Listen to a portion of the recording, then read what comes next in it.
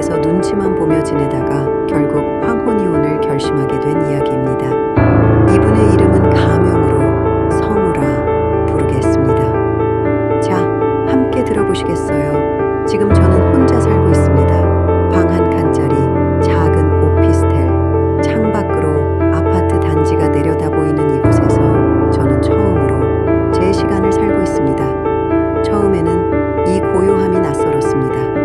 밥을 먹고 싶을 때 먹고 자고 싶을 때 자고 TV를 켜도 눈치 볼 사람이 없다는 게, 솔직히 말씀드리면 이혼하고 나서 처음 한 달은 혼자 조용히 울었습니다. 서러워서가 아니었습니다.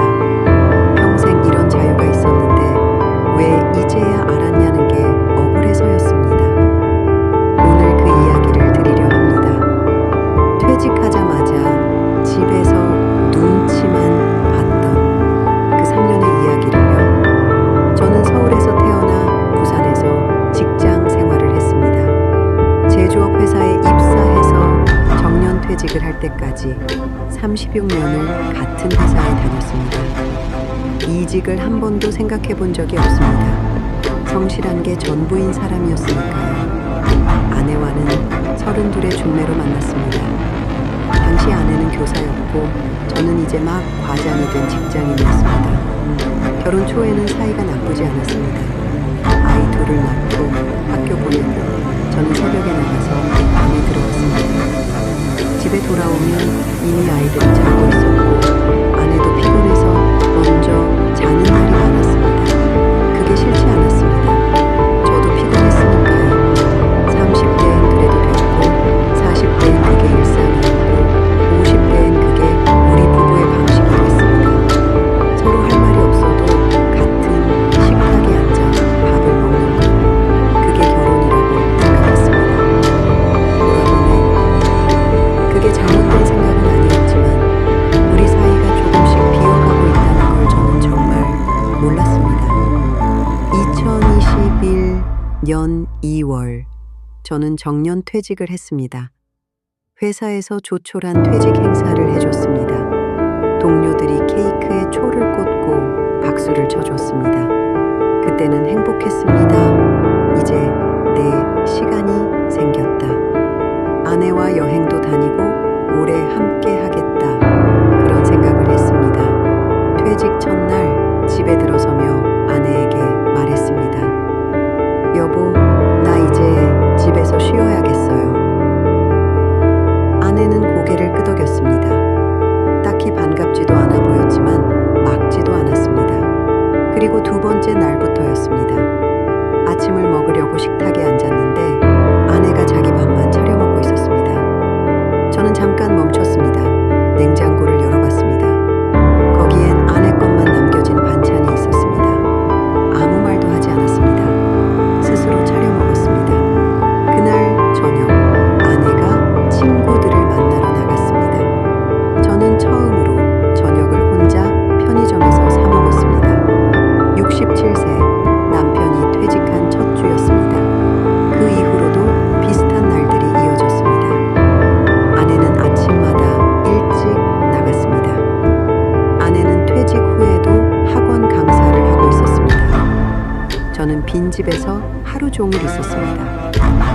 TV를 보다 보면 낮이 가고 밖에 나가 산책을 하면 저녁이 됐습니다. 아내가 들어오면 저는 반갑게 맞으려 했습니다. 오늘 어땠어요? 피곤해. 그게 전부였습니다. 더 이상한 건 제가 뭔가 하려고 하면 아내가 불편해했다는 겁니다. 한 번은 부엌에서 계란찜을 해보려고 냄비를 꺼냈습니다. 그때 아내가 들어오면서 딱 한마디를 했습니다. 거기 두지 마세요.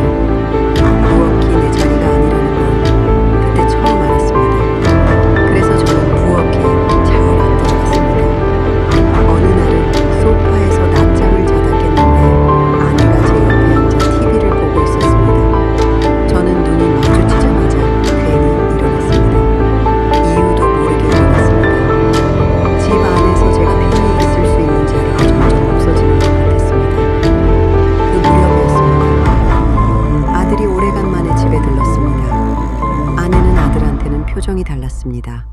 웃으면서 이야기도 하고 좋아하는 음식도 해줬습니다. 저는 그 장면을 방 안에서 봤습니다. 그리고 이런 생각이 들었습니다. 저 집에 나는 없구나. 이혼을 결심한 건 어느 큰 싸움 때문이 아니었습니다. 어느 평범한 봄날 저녁이었습니다. 아내가 식탁에서 밥을 먹다가 아무 말 없이 제 밥그릇을 치웠습니다. 저는 아직 다 먹지 않았습니다. 아직 먹고 있는데 아내는 돌아보지도 않고 말했습니다. 맨날 이렇게 느려요. 빨리 비켜줘요. 저는 그 말이 밥그릇 얘기인지 저라는 사람 얘기인지 그 순간 구분이 안 됐습니다. 그날 밤 저는 방 안에서 오래 앉아 있었습니다. 내가 지금 행복한가? 아니었습니다.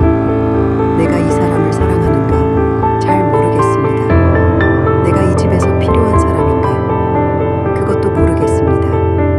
하지만 한 가지는 알았습니다.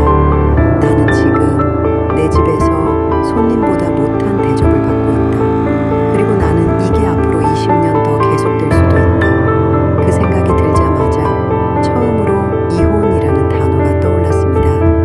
이혼 절차는 생각보다 조용했습니다. 아내도 막지 않았습니다. 아들은 며칠 속상해했습니다. 딸은 울었습니다. 하지만 막지는 않았습니다. 그리고 저는 이 작은 오피스텔로 왔습니다. 지금 저는 매일 아침 스스로 밥을 지어 먹습니다. 형편없는 솜씨지만 제가 차린 밥이기 때문에 눈치 볼 필요가 없습니다. 일주일에 한 번은 동네 복지관에서 탁구를 칩니다. 처음엔 혼자 가는 게 어색했지만 이제는 기다려집니다. 후회가 없냐고요? 없다고 하면 거짓말이겠죠. 가끔은 예전 집이 생각납니다. 밥 냄새가 나던 그 부엌, 아이들이 뛰어다니던 그 거실이요. 하지만 그 집에서 내가 사라진 것 같았던 그 기분은 다시는 느끼고 싶지 않습니다. 여러분, 나이가 들수록 누군가의 옆에 있는 것보다 내 자리에 있는 것이 더 중요할 때가 있습니다. 그리고 그 자리가 없다고 느낀다면 그건 두려움이 아니라 변화의 신호일 수도 있습니다. 저는 지금 비로소 제 자리에 있습니다. 성우 씨, 긴 사연 보내주셔서 감사합니다. 이 오피스텔의 아침이 앞으로의 하루하루가 따뜻하고 평안하시길 바랍니다. 오늘 이야기는 여기서 마칩니다. 혹시 공감이 됐다면 댓글로